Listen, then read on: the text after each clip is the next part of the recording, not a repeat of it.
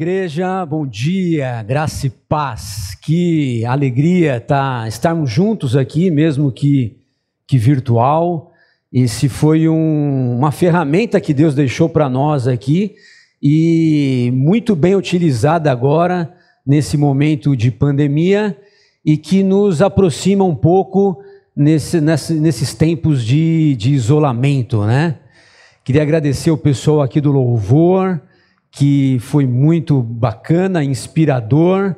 Não sei se vocês repararam, mas nós tivemos um violino aqui hoje, Daniel aqui trazendo o seu talento para nós, Pamela no teclado, Rubão na bateria, o Gui e o Gibão. Então, equipe completa aí, Ricardinho, Simone, Rai, todos ali cantando com a maior paixão.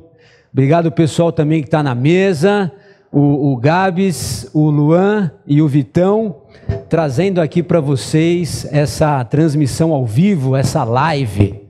Então, muito obrigado, queridos. Eu queria agradecer o Milton também, né? Que, inclusive, nós vamos orar depois por ele, está com algumas dificuldades em casa, de saúde, com a família, mas mesmo assim esteve conosco aqui para trazer um relatório de missões e orar conosco, ok? Muito bem, vamos para o nosso momento então da mensagem. Nós estamos, como todos já sabem, na série de Colossenses, que nós designamos aqui, né, nomeamos como o cabeça de todos, ok? Então nós estávamos aí vindo de uma sequência, estamos, né, na verdade, e estamos agora no capítulo 3, a partir do versículo 12, nós já vamos ler o texto, mas antes eu trouxe para vocês aí, eu acho que vocês devem estar vendo já, tá ok essa apresentação, gente? Ok, então vocês estão vendo aí um PPT, o campeão do mundo, olha só, essa é a nossa última seleção campeã do mundo, 2002, eu acho que a maioria das pessoas lembra, mas os mais novos aí ou eram criança, ou talvez nem tinham nascido ainda, né? Então tá o Cafu aí levantando a taça, e aquele time maravilhoso de Ronaldo Fenômeno, Rivaldo, Denilson, Edilson, enfim, é um ataque aí danado. E aí nós ganhamos da Alemanha, viu gente? Para vocês que só lembram de 2014, do 7-1, afinal nós ganhamos da Alemanha, tá? Depois vocês procurem no YouTube aí os mais novos. Bom, e um outro time que eu trouxe aqui é o último campeão do mundo de clubes, olha aí, o Corinthians de 2012, né? Para alegria de metade dos paulistas aí, e quase 40 milhões de brasileiros. Teve um outro time que tentou esse título esse ano aí, mas passou vergonha lá. Mas enfim, então eu trouxe os dois últimos campeões do mundo aqui, representando o Brasil, a nossa seleção, e o último time campeão do mundo. Muito bem, e esse time aí, ó, esse time também foi campeão ontem aqui da generosidade, gente. Nós estávamos aí em 15 ou 16, se eu não me engano, mas representando todos vocês, todos nós, né?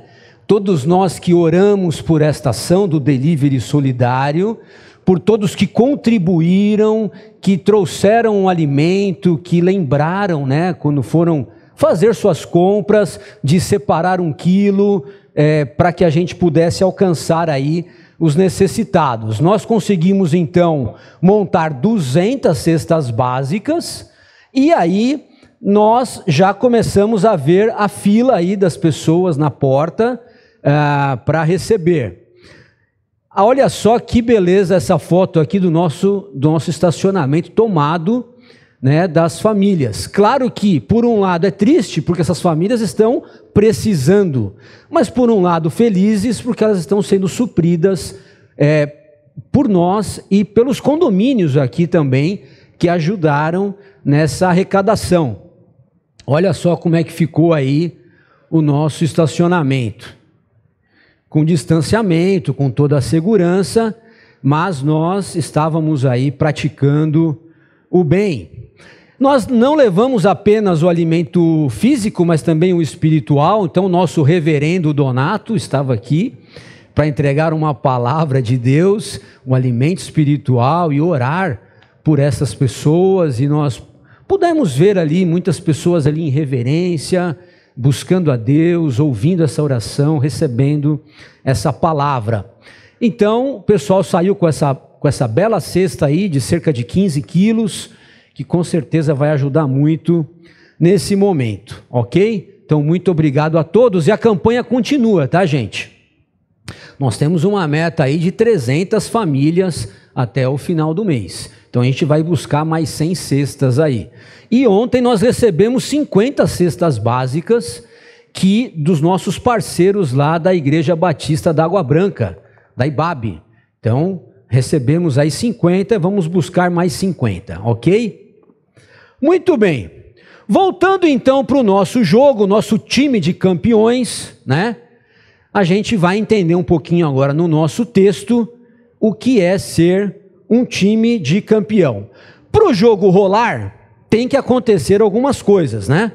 Então vocês estão vendo aí uma foto do futebol americano, Tom Brady, que é o marido da Gisele Bündchen, é o número 12 aí, o maior campeão de todos os tempos aí da NFL, é um ícone lá, combinando a jogada aí do New England Patriots. Ele não está mais nesse time, mas é recente. E aí nós vemos aí embaixo aí um bloqueio triplo da nossa seleção de vôlei, é a atual campeã olímpica, tá, gente? A masculina aí. Mas para um jogo rolar, tem que ter um time, claro, né? Não tem como ter um campeonato sem time, então tá aí o time. Tem que ter um uniforme. Vocês nunca viram um campeonato do pessoal entrando lá sem uniforme, né? Vocês devem ter visto uma pelada ou outra por aí, pessoal com ou sem camisa, né? Geralmente nos acampamentos é assim, né? Ou senão o pessoal combina assim, casado contra solteiro. Aí fica os barrigudos de um lado e os fininhos do outro, para a gente diferenciar o time.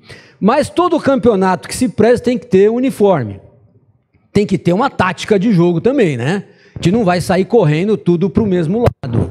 Então tem que saber aonde a bola, né? Onde nós vamos jogar, que posição que a gente vai estar no time, enfim. Tem que ter um juiz, porque senão a gente não sabe se a bola entrou, se a bola não entrou, se foi falta, se não foi, se foi lateral, para quem que foi, e a gente fica aí. Agora tem juiz de quadra, tem juiz de linha, tem juiz de campo, tem juiz de vídeo. Não falta agora juiz aí nas competições. Muito bem, mas para esse juiz apitar tem que ter as regras, né?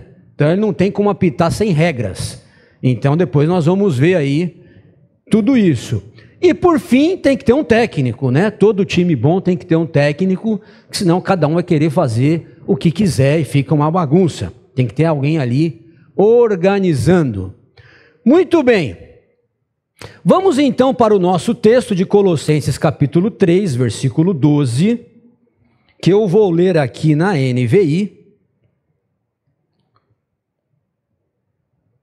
Colossenses 3, do 12 ao 17. Vou dar um tempinho para você abrir aí também, enquanto eu abro aqui, né? Muito bem, olha só o que Paulo diz nesta carta. Portanto, como povo escolhido de Deus, santo e amado, revistam-se de profunda compaixão, bondade, humildade, mansidão e paciência. Suportem-se uns aos outros e perdoem as queixas que tiverem uns contra os outros. Perdoem como o Senhor lhes perdoou. Acima de tudo, porém, revistam-se do amor, que é o elo perfeito. Que a paz de Cristo seja o juiz ou árbitro em seus corações, visto que vocês foram chamados a viver em paz, como membros de um só corpo. E sejam agradecidos. Habite ricamente em vocês a palavra de Cristo. Ensinem e aconselhem-se uns aos outros com toda a sabedoria. E cantem salmos, hinos e cânticos espirituais com gratidão a Deus em seus corações. Tudo o que fizerem, tudo, seja em palavra, seja em ação, façam-no em nome do Senhor Jesus, dando por meio dele graças a Deus Pai. Oremos. Senhor, obrigado pela tua palavra que nos alcançou. Obrigado, Deus, por esta verdade que nos iluminou. Obrigado, Deus, porque nós somos alcançados por uma verdade tão grande e uma palavra que nos conquistou os corações e as mentes. E hoje, Pai, nós somos libertos, salvos, vivos, através desta palavra que fala e que toca aos nossos corações. Que ela também visite agora cada um que está ouvindo. Deus, que esta verdade, Pai, alcance os corações e que renove as forças dos teus filhos. Pai, que esta palavra alcance mentes, Pai, abertas e disponíveis para receber, Senhor, este conteúdo, Pai, que vem para nós agora com muito amor, com muito carinho da tua parte. Que nós possamos, Pai, ao final desta live, estar mais cheios, mais renovados, mais fortalecidos pela tua palavra. Em nome de Jesus te agradecemos. Amém, Senhor. Muito bem, queridos. Então, muito bem, nesse texto aí, o que nós vimos? Olha só. Nós vimos que tem um time, nós vimos que tem uniforme, nós vimos que tem tática, juiz, regras e técnico. E aí nós vamos olhar agora cada um deles, tá? O time, quem foi o time que Paulo colocou aí no texto? Essa foto é do Brooklyn Nets, quem acompanha a NBA sabe que tá um timaço esse ano. Aí tá o Harden, também conhecido como o Barba. Do lado, o Kevin Durant e o Kyrie Irving. Esse trio aí de All-Stars aí tá arrebentando esse ano e eu não perco o jogo desses caras. Mas, gente, quem é o time que Paulo está falando aqui? Olha só. Portanto, como povo escolhido de Deus, santo e amado. Olha que coisa linda. Então, nós vamos ver aí no texto, olha. Nós somos eleitos, escolhidos, nós somos santos e nós somos amados. Olha que beleza. O time está pronto, gente. O time de Jesus está pronto. Quem é o time de Jesus? É a igreja. Esse time já foi Israel. Percebam que o texto, ele não pensa individualmente, como alguns pensam. Né? Alguns pensam que nós somos eleitos individualmente. O texto está dizendo que nós somos eleitos corporativamente. Nós somos eleitos como grupo, como corpo. Assim como Israel havia sido escolhido um povo santo e separado para levar as boas novas, para levar e trazer as nações até Deus. Em Cristo, aquele mistério que estava escondido, que Paulo fala em Efésios, agora ele é revelado porque o povo de Israel agora é a igreja. Não significa que nós substituímos Israel, mas que a visão foi ampliada. Então, enquanto havia um povo, agora há um povo universal, que é a igreja. De eleitos, de santos, de amados do Senhor.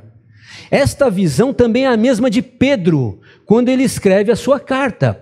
E ele diz, vocês são geração eleita, povo adquirido, nação santa. Ou seja, nós fomos adquiridos, comprados, escolhidos e eleitos como igreja. E nós só somos eleitos não porque Deus escolheu uns e preteriu outros. Nós somos escolhidos porque nós estamos enxertados em Jesus. É exatamente isso que Paulo fala lá aos Efésios capítulo 1. Porque nós fomos escolhidos nele antes da fundação do mundo. Então Jesus é o eleito. Não sou eu individualmente. Não faria sentido para mim Deus escolher uns e não escolher outros. Faz sentido para mim Deus escolher Jesus como eleito. E todos os que fizerem ou fazem parte do corpo de Cristo são eleitos com ele, diz Paulo aos Efésios. Então nós somos chamados, escolhidos, nós estamos no time, queridos. Nós fazemos parte do time de Jesus. Então, isso é muito importante para a gente entender o restante do texto. Porque se nós não entendermos a nossa posição no reino de Deus, e aqui é posicional, nós estamos no reino de Deus posicionados do lado do time vencedor. Nós estamos posicionados com o time que já ganhou. Então nós somos eleitos e santos e amados. Olha que coisa linda. Não somos santos porque somos perfeitos, porque não pecamos. Não, nós somos santos porque nós estamos ligados ao santo. E é a santidade de Jesus que nos cobre todos os dias. É difícil da gente entender isso. Eu vou pedir até para a gente colocar um filme daqui a pouquinho. Pode já deixar na agulha aí, Vitão. Porque para a gente entender como é que nós somos escolhidos, como é que nós somos santos em Jesus, e como é que nós, que antes éramos inimigos de Deus, agora nós somos amados do Pai. É um negócio muito louco, porque a gente não fez nada para merecer. É por isso que a salvação, né, a adoção é de graça, mas custou um preço. Ela é de graça, mas custou um preço para Jesus. Ele pagou esse preço. Então nós vamos botar um filminho agora para você entender um pouquinho o que a gente está falando de salvação pela graça.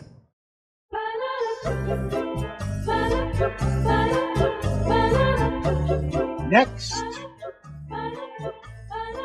File, please. Some lying, some stealing, and some acts of kindness here and there. I tried to live a good life. Well, let's see how good.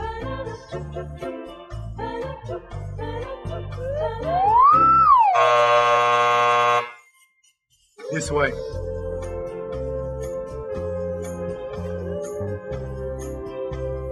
Next. File, please. Okay, I admit it. I did a lot of bad things. Yes, I see. But I've done good things too, to offset the bad things. Like one time I cheated on a test, but then I cleaned up trash in the park. That should balance out, right? Let's find out.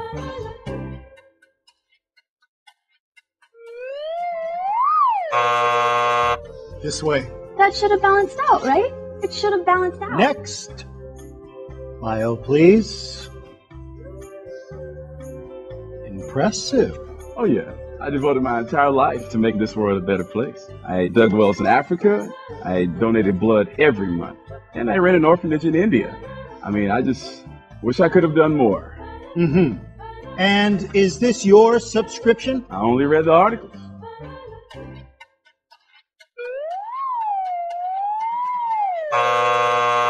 I only read the articles. I only read the articles. Next. My mom goes to church. Was baptized as a baby? Take American Express, right? Next. File, please. Whoa. Somebody's been busy. Well, let's get this over with.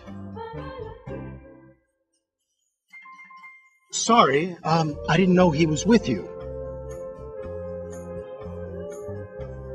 Okay, step on the scale. Not you.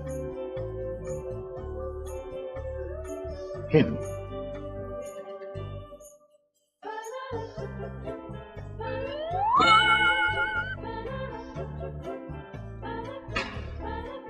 Hey, wait a minute. That is totally not fair. That's why it's called grace.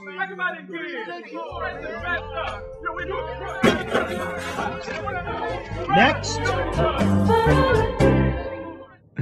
Muito bem. Esse filme não é tão novo, ele é meio antigo, talvez vocês já tenham visto, mas é muito bacana a gente recordar aí mais ou menos uma ilustração aí quando a gente chegar nesse dia, né? Opa! Muito bem. Ok. Resolvemos aqui. Vamos voltar então para a nossa apresentação, que a gente agora vai falar sobre o uniforme.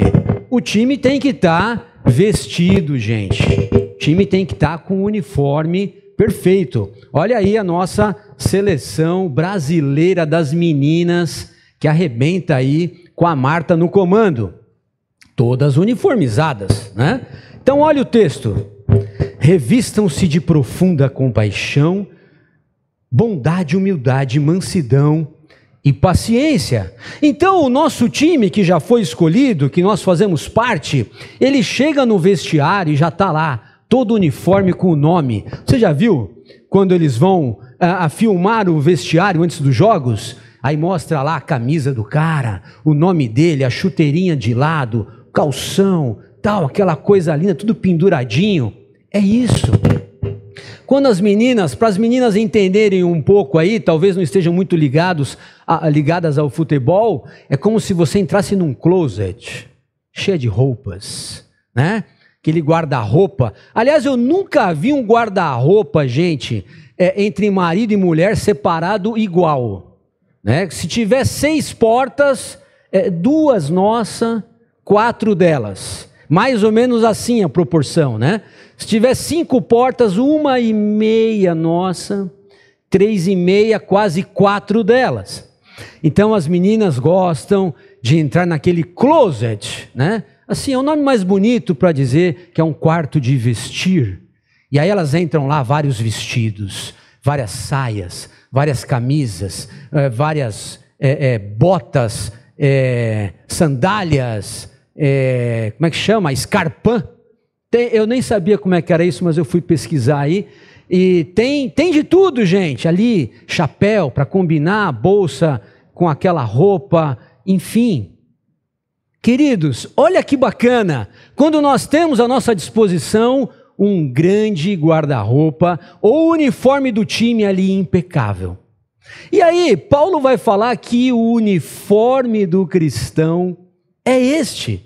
Olha que interessante. Não é mais aquele que nós vimos domingo passado. O pastor Edgar trouxe aqui as roupas, né, aqueles trapos de imundícia que nós vestíamos.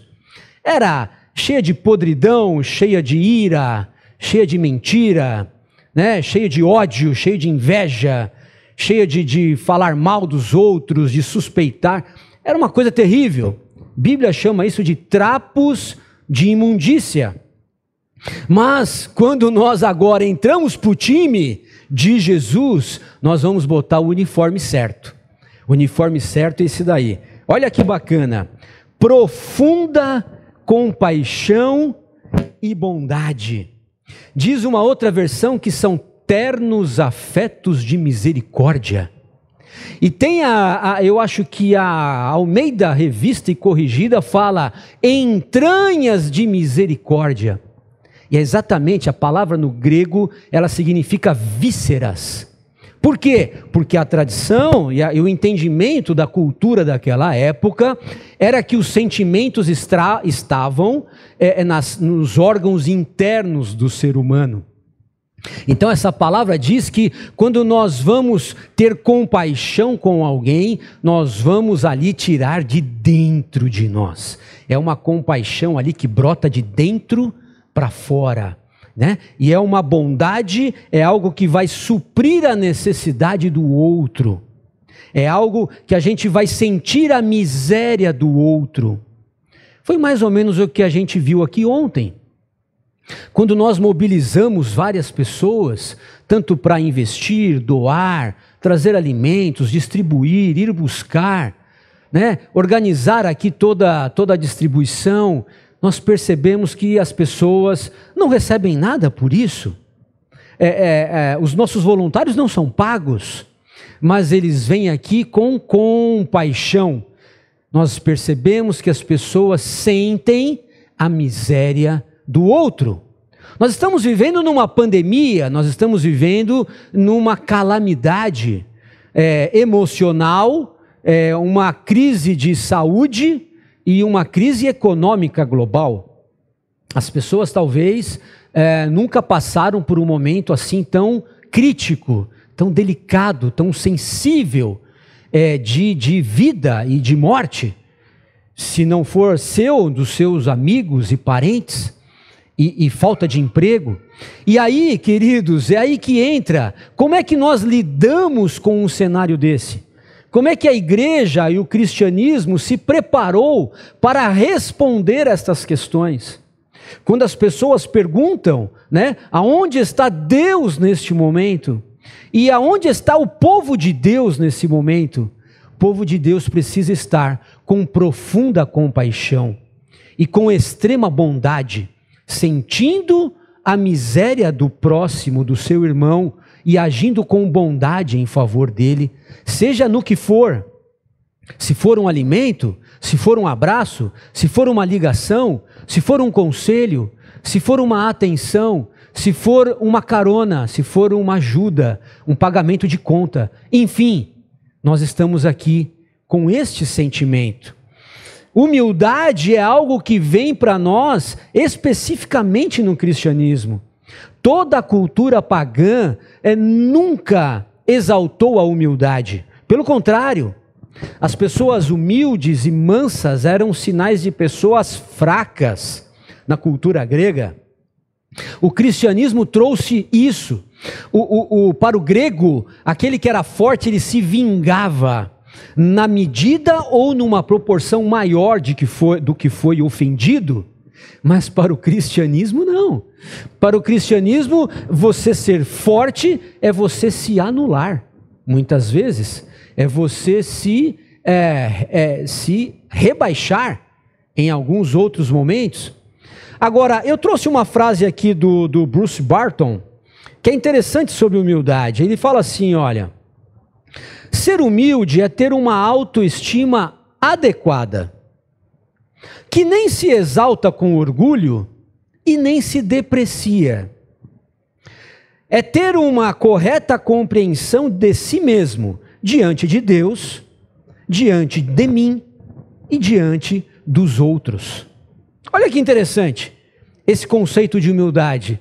É exatamente eu não querer ser maior e não preciso ser menor. É eu saber a minha posição no reino de Deus. Isso é muito bacana e isso nos ensina muitas coisas. A mansidão, ela não significa que eu não tenho poder para reagir, mas sim que eu vou colocar o meu poder sob submissão a Deus. É eu poder reagir e não fazê-lo. É eu poder me vingar e me acalmar na justiça de Deus. Pessoas mansas. E o texto continua, com paciência ou com longanimidade, né? É você ter paciência com os mais fracos. É você suportar os mais lentos. Para mim isso não é fácil, gente. Eu admito para vocês que isso é uma luta constante em mim. E eu estou ali no trânsito, às vezes andando ali no Campo Limpo, na estrada do Campo Limpo, ou vindo para cá, ou voltando para casa, ou numa estrada como eu fui agora, e aí eu vejo a pista livre na minha frente, mas tem um carro na minha frente me segurando. E a velocidade é 80, mas o cara está a 50 na esquerda ali me segurando. E na frente dele a pista está livre. Aquilo me dá uma impaciência, queridos, que é gigante. Dá vontade de tirar o carro da pista. E aí eu dou um farol. Depois eu dou o segundo farol. Depois eu dou uma buzinadinha. Assim, com Com muita paciência. E depois, quando eu vejo que o cara não sai de jeito nenhum, eu tenho que cortá-lo pela direita. Gente, eu sei que isso não é uma questão só minha. Alguns rapazes devem estar se identificando comigo aí. Mas não é fácil nós praticarmos essa paciência no dia a dia. Talvez as mães vão se identificar mais com a impaciência com os filhos, né? Que não ajudam muitas vezes na organização, nas tarefas de casa. Talvez os profissionais vão se identificar com a impaciência de colaboradores ou de colegas de trabalho que não ajudam para formar um time coeso, né? Que não estão ali na visão da empresa para buscar os seus objetivos. Enfim, nós temos muitas coisas que nos tiram da paciência que Deus espera de nós. Essa paciência com o próximo é sim suportar as ofensas, as limitações do outro sem se queixar.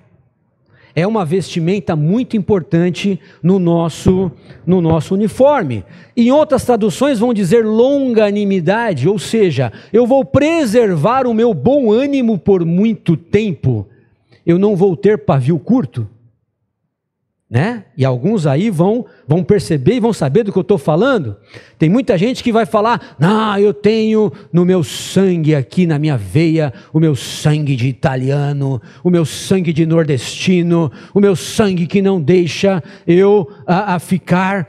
Não, queridos, esse sangue agora que tem que estar circulando na sua veia é o sangue de Cristo, não é? E aí é o fruto do Espírito, e nele há mansidão. Nele há domínio próprio, como diz lá em Gálatas. Então, qual é o nosso parâmetro para isso? É Jesus. O que ele diz lá em Mateus 11? Ele fala, aprendam de mim, que sou manso e humilde de coração. Isso não é sinônimo de fraqueza, mas é sinônimo de fortaleza, quando nós nos limitamos ao poder de Deus em nós. Muito bem. Agora, depois desse uniforme aí, a gente precisa combinar a tática do jogo. Então a gente não pode sair para qualquer lado. Todo mundo atrás da bola, sem combinar nada, porque cada um tem que ter a sua posição. Olha o que o texto diz. Que a tática desse time é suportar, é perdoar e é amar. Olha que interessante. Essa palavra suportar significa o quê? Escorar. Sabe quando alguma coisa está querendo cair e a gente coloca uma escora? Quem trabalha com construção sabe do que eu estou falando. Vamos dar uma escorada aqui para isso não cair. É como se nós estivéssemos apoiando as pessoas do nosso time. Nós precisamos estar então ligados nas pessoas que talvez estejam mancando. Sabe quando um jogador começa a dar cãibra no meio da partida? Sabe quando ele começa a dar uma mancada? Ou deram uma entrada nele, ele está meio machucado? Alguém vai ter que correr por ele. Porque se deixá-lo sozinho, o adversário vai marcar o gol nas costas do zagueiro. Então nós precisamos fazer a cobertura. Isso é chamado de cobertura. Eu vou te cobrir. Você não vai conseguir correr, mas eu vou correr do teu lado. E nós vamos juntos. Esse é o espírito do time de Jesus. Essa é a tática que Deus espera de nós. Que nós levantemos o nosso irmão, que nós apoiemos o nosso colega de time, o nosso amigo ali da competição, e que a gente consiga alcançar juntos. Perdoar, diz o texto, e tem um padrão, tem uma referência. Não é perdoar assim, eu vou te perdoar aí, meu querido, mas olha, eu quero que você nunca mais pise na bola comigo, viu? Porque a segunda eu não vou deixar passar. Se a gente não fala, a gente pensa isso, né? E a gente vai descartando as pessoas dos nossos relacionamentos. A gente vai riscando as pessoas conforme elas vão falhando conosco. Então esse daqui já pisou na bola, então não chamo mais. Esse daqui também, pegou um dinheiro comigo, não devolveu, também não empresto mais. E a gente vai riscando os nomes, gente. E aí daqui a pouco, chega daqui a pouco, não tem mais ninguém na sua lista. Por quê? Porque todo mundo vai falhar conosco, assim como nós falhamos também com os nossos irmãos. Então esse perdoar aqui tem um padrão: perdoem assim como Cristo, como Deus nos perdoou. E aí, tem limites para o perdão de Deus? Graças a Deus não tem limites, senão nós estaríamos perdidos. A cruz de Cristo é um perdão sem limites a todos aqueles que o procuram e que se entregam e que creem nesse perdão ilimitado, nessa expiação ilimitada disponível a todos os homens, os que creem. Então, este perdão, meus queridos, é muito mais do que um perdão qualquer. É um perdão assim, claro que a gente tem que tomar algumas precauções. Isso não significa que a gente não vai perdoar. Por exemplo, talvez você seja sócio de alguém e essa pessoa pisou feio contigo lá nos negócios. Você vai tomar algumas precauções. Talvez você nem continue a sociedade com ele, mas o perdão tem que ser dado, tem que ser oferecido, tem que ser entregue. E você vai dizer para aquele sócio que te roubou, você vai dizer assim: meu querido, não dá mais para nós caminharmos juntos na sociedade, mas se você precisar de mim, conte comigo. Isso é o perdão bíblico, isso é o perdão de Deus. Talvez você foi traído pela sua esposa, pelo seu marido, pelo seu melhor amigo. Nós passamos fases na vida que são difíceis de serem digeridas. Nós podemos até não continuar aquele vínculo tão próximo, mas nós não podemos permitir que nenhuma mágoa fique. E nós temos que estar sempre se oferecendo a ajudar.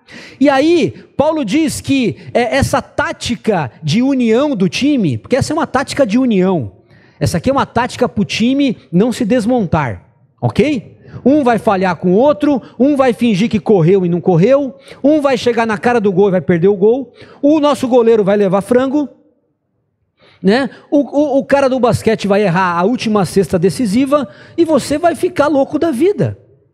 Então, para o time não desmontar, essa é a tática. Sujeitem-se, suportem, apoiem, ajudem, perdoem, mas façam tudo isso com amor. Esse é o elo perfeito. É o amor que nessa roupa aqui, que nesse uniforme é um cinto. É ele que segura tudo. É com amor. Eu trouxe aqui um comentário do Nicodemos. E ele diz: generosidade sem amor é exibicionismo. Santidade sem amor é farisaísmo, hipocrisia. Culto e adoração a Deus sem amor é formalismo, vazio. É exatamente o que Paulo fala lá em Coríntios capítulo 13. Ele fala que o amor é a essência do cristão e é pelo amor que nós temos que ser movidos, é o amor que movimenta todos os nossos relacionamentos. Foi o amor que eu vi lá no funeral da minha irmã, no sábado passado.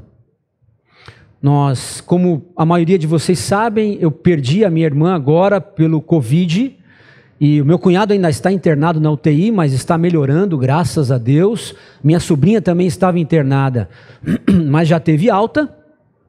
E nós estávamos no sábado passado no funeral. Aliás, não tem funeral, né, para Covid, é só um sepultamento rápido, mas permitiram que a gente fizesse um louvor ali, uma oração.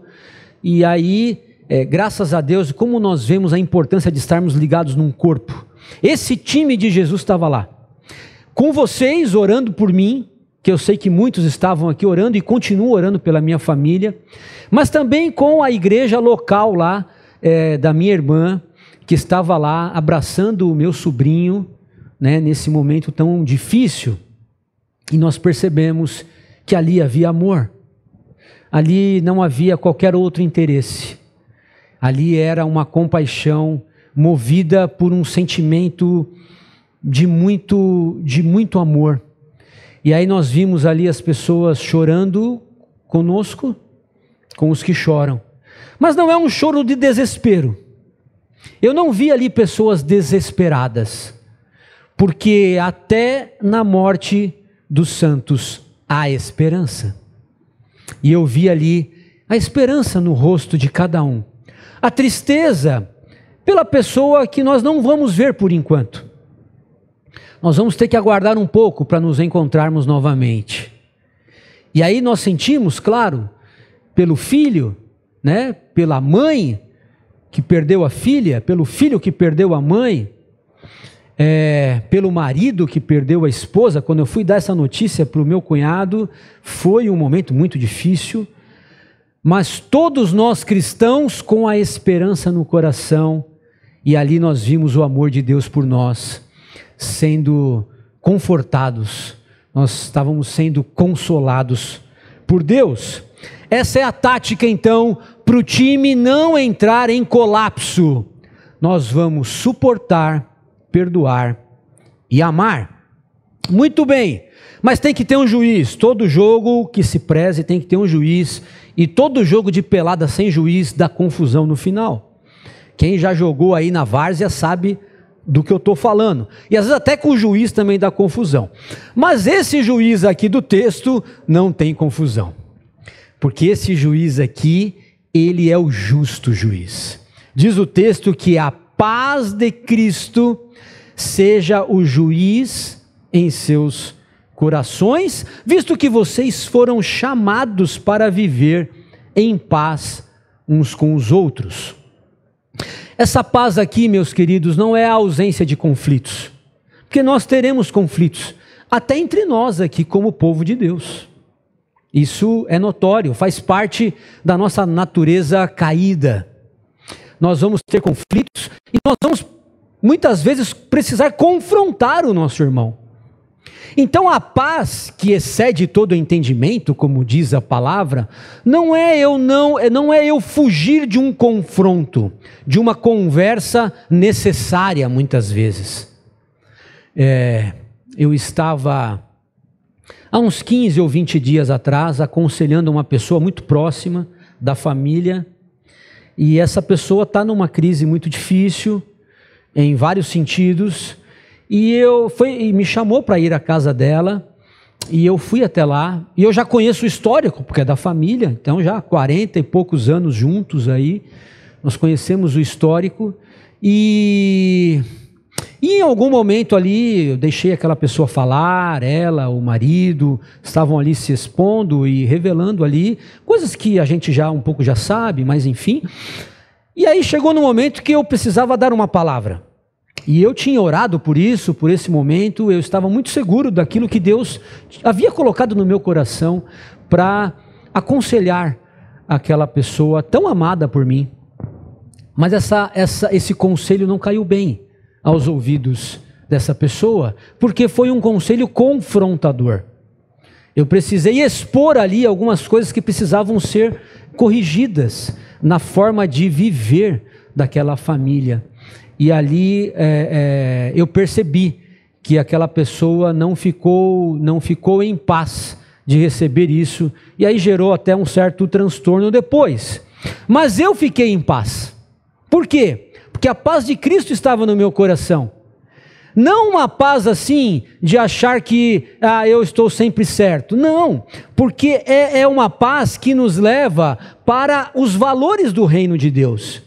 Então, em muitos momentos, nós vamos precisar confrontar, talvez a sua empresa, quando estiver fazendo algo ilícito, talvez o seu amigo, quando estiver dando uma escorregada na vida, mas nós vamos estar em paz, porque nós vamos estar fazendo a coisa certa, e fazer a coisa certa nos dá paz. É essa paz de Cristo que é o árbitro das nossas relações. Por isso que o texto diz, olha, quando nós permitimos que a paz de Cristo seja o juiz perfeito em nossos relacionamentos, nós vamos viver em paz como membros de um só corpo. Não haverá divisão. É isso aqui que o texto está falando. E aí ele continua a nossa aqui analogia, porque nós vamos precisar de regras. O juiz, ele precisa de regras para apitar o jogo. E aí nós vamos ver eu não conheço, por exemplo, as regras do handball. Eu não conheço.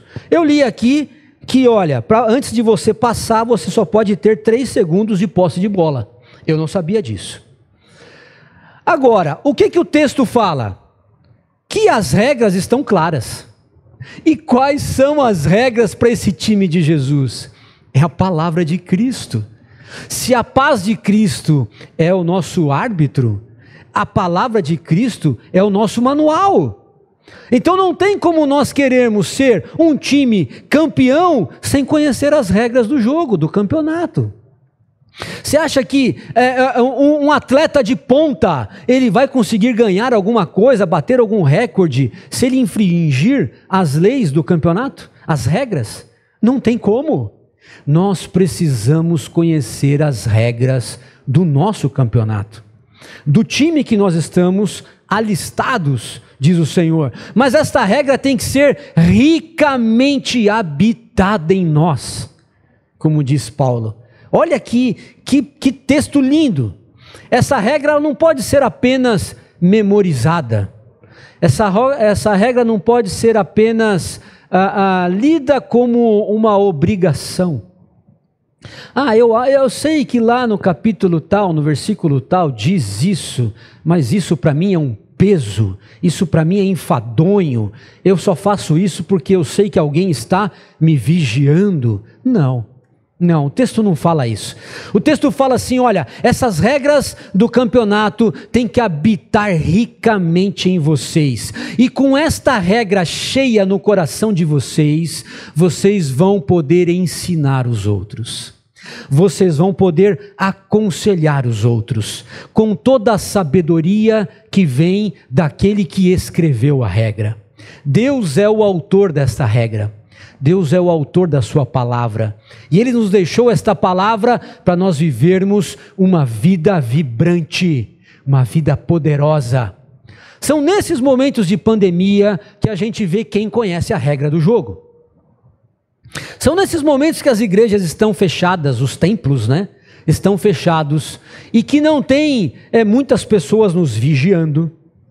Quando nós entramos no nosso computador lá em casa, com a nossa senha secreta, quando todos estão dormindo, e aí para ver o conteúdo que a gente quer acessar. São nesses momentos que a gente vê quem conhece as regras do jogo.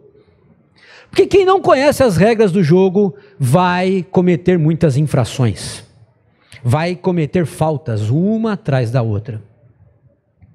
Mas quem conhece as regras do jogo e sabe daquele que escreveu o manual, esse vai estar vigilante. Por quê? Porque ele sabe que o justo juiz vai prestar contas, vai pedir as contas um dia.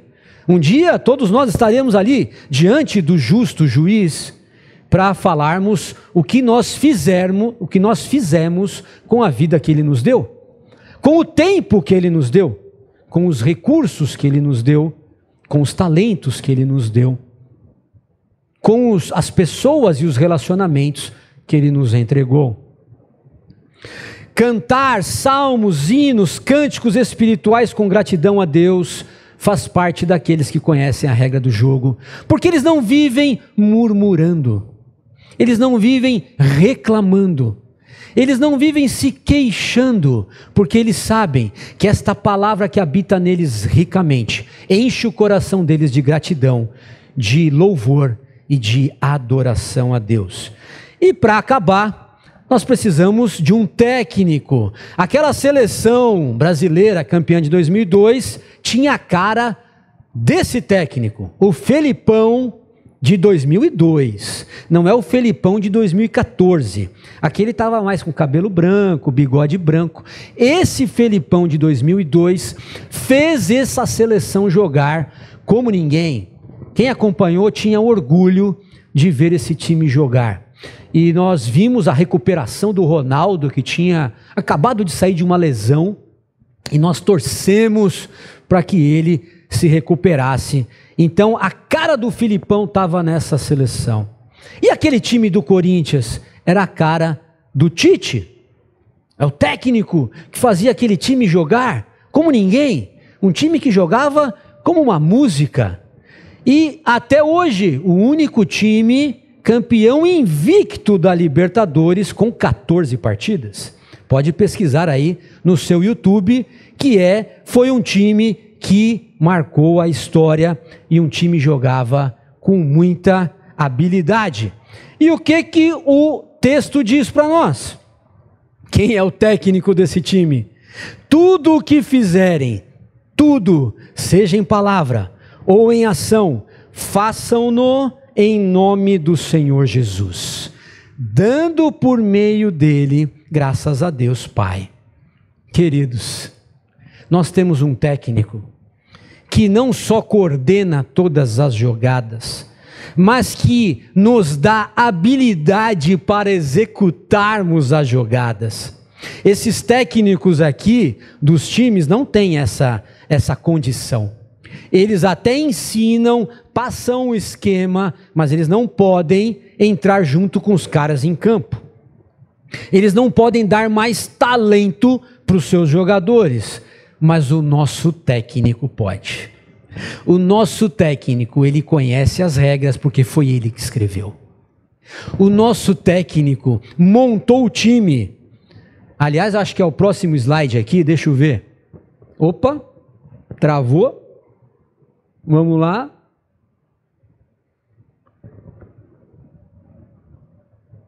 Daqui a pouco vai. Se puder mudar aí para nós, por favor, Vitão. Aí. Então, no jogo da vida, esse nosso técnico, mais uma aí, por favor, Vitão. Isso, vai tudo. Aí, olha só. Vai.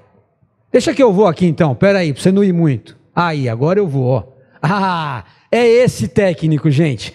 No jogo da vida, ele monta o time. Ele montou a igreja. Ele distribui o uniforme. Ele fez o uniforme e bota a gente para jogar as camisas. Ele tem toda a tática do jogo. Ele faz a arbitragem do jogo, o justo juiz. Ele escreveu as regras e ele dá habilidade, todas as virtudes para nós entrarmos em campo. Queridos, esse Jesus é maravilhoso. Esse Jesus de Paulo é o mesmo Jesus que está aqui hoje, falando conosco. Nós vamos cantar agora uma música, enquanto os nossos irmãos ali se posicionam.